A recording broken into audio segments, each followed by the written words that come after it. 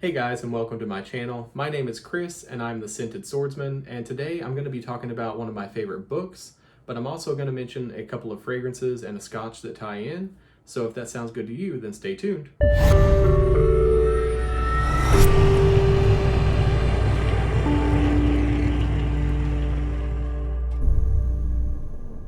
So the book that I'm going to talk about today is this one, which is Red Rising by Pierce Brown. And this is a sci-fi fiction book. It gets compared a lot to Hunger Games, but set in space, mainly on Mars, and written for a more adult audience, so there's a lot more crude humor, is a good way to put it. But the characters are incredible, and the story is unpredictable, to say the least, and I just really love it. I've read this book so many times I couldn't even tell you, but it's enjoyable every time through, and if you give it a try, I think you'll like it too.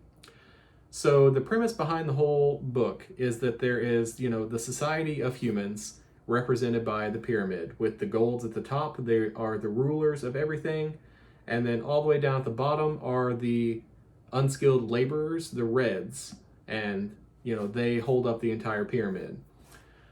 So this is the story about how Earth was dying, so the reds get sent to Mars. That way they can mine the helium-3 that's needed to make the surface of Mars livable for the other colors. The problem with that is that when the job was done, they don't tell the reds that it's done. They just leave them living underground, mining this helium-3 that makes all the money for the golds, and they're basically slaves. And this is the story about how one of the reds, his name is Darrow of Lycos, finds out that they have been lied to for generations and generations. And this is the story about how he goes about bringing down the whole rest of society. So if that sounds good to you, you might be into this book. So this first book focuses mainly on how Darrow, first of all, how he finds out that they were lied to, which is a whole story in and of itself, and then how he's going to go about taking down society. So in order to do that, he has to go into gold society. So he has to look like a gold. So he hooks up with this terrorist organization called the Sons of Ares, and they take him to a carver, which is someone who does all these surgeries on him to make him look like a gold. So he's a red, so he has red eyeballs. He has red sigils on his hands, which are connected to his bones. They have to change all that. He's short, because he's lived in the mines for generations, and the golds are tall. So they have to lengthen and strengthen his bones and his muscles. He has to get a lot stronger. They have to rewire his brain, that way he can have the same mental power as a gold. And all these things they do just to get him into the Institute. And the Institute is what this book mainly focuses on. The Institute, this is why it gets compared to Hunger Games a lot, because the Institute is kind of like the arena, except these are children that go there willingly. So the golds send their, adult children, 18 to 20-ish or so, they send them to the Institute to learn their craft. And their craft is conquering and warfare. So they go to this school and they get divided into 12 different houses. And the houses are based on Roman gods. So there's a house Mars, there's a house Pluto, there's a house Jupiter, there's a house Apollo, a house Minerva. You get the idea.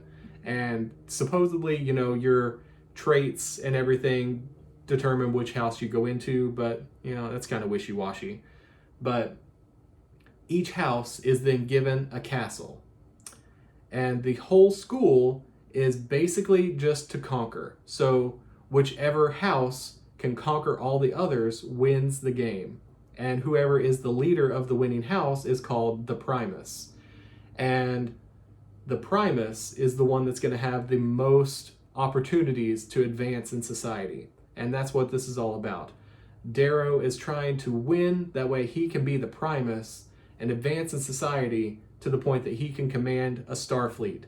And with that, he thinks that he'll have the power to bring down gold society. So that's what he's trying to do. The interesting thing is that you come to find out that even just in the tip of the pyramid, just in the golds, there is a whole array of, good people and bad people. You come to love some of the golds. You come to hate a lot more of the golds for different reasons. but it's just incredible the way that they did it. So they start off the school with, blunt weapons. They have sticks or basic swords and that kind of thing. And as it progresses, they get better and better equipment to try and conquer things faster. And Darrow has to adapt and overcome. There's all kinds of strategy, all kinds of warfare. And it's just a really, really thrilling ride that if you give a try, you will enjoy. I don't want to give too much away, but I think that's probably a good place to leave it as far as the book goes. As far as the fragrances that remind me of this book, the first one I want to talk about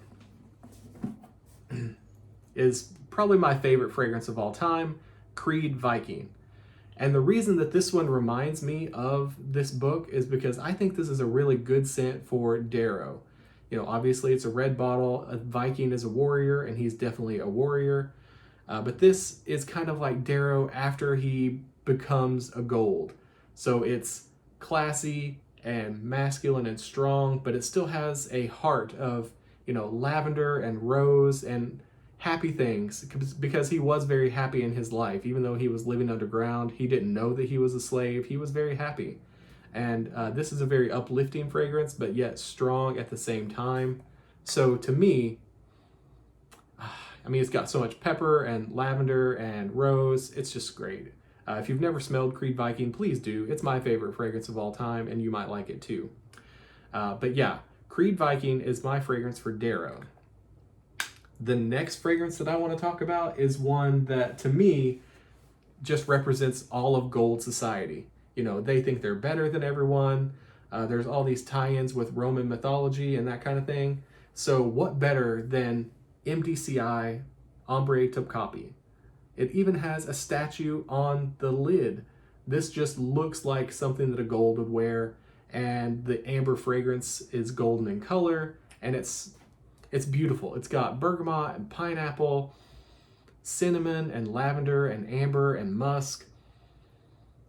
It lasts forever on my skin, and it just makes me feel powerful. It makes me feel rich. It makes me feel golden. Okay, the last fragrance that I'm going to talk about ties in with a specific character. And this one is from Vagabond Prince, Land of Warriors. And this is all about the leather. There's 4 different leather accords in here to go with lots of spices. Definitely needs to be a very cold day to wear this one, but I really love it just because it represents one of my favorite characters in the Red Rising universe. And the character that it represents is Lorn al Arcos. And Lorn al Arcos is a blade master. So Darrow needs to learn how to fight. And to do that, he needs a blade master. Lorn al Arcos is the best. And Lorn no longer teaches anyone. So to convince him to teach him, Darrow starts to bribe him with scotch. And the scotch that they mention is this one, Lagavulin 16 year. So the first time that I read through this book, I had never heard of Lagavulin, and I bought this bottle just because it was mentioned so much in the books and it sounded amazing. And it is amazing, but it's not a good beginner scotch. If you're not into really peated scotches, then don't bother with this one. It's expensive. It's like $130. And if you don't like peat, then you won't like it because it is extremely smoky and peaty. If you are into that, then definitely try this one. I almost need another bottle because I do really enjoy this one. So yeah, those are the 3 fragrances and the 1 scotch that remind me of Red Rising. And just a little bit about the story. If you've read these books, leave me a comment. If you're interested and want to know more, leave me a comment. I love talking about these books, and I'd be more than happy to talk to you about them. The same thing goes for this scotch. If you want to know more about that, let me know. So if you made it all the way to the end, thank you very much for hanging out and listening to me ramble about one of my favorite books. I really do appreciate it. Once again, the book was Red Rising by Pierce Brown, and I appreciate you watching. Please like and subscribe, and I'll catch you again next time with another book fragrance scotch review. Bye.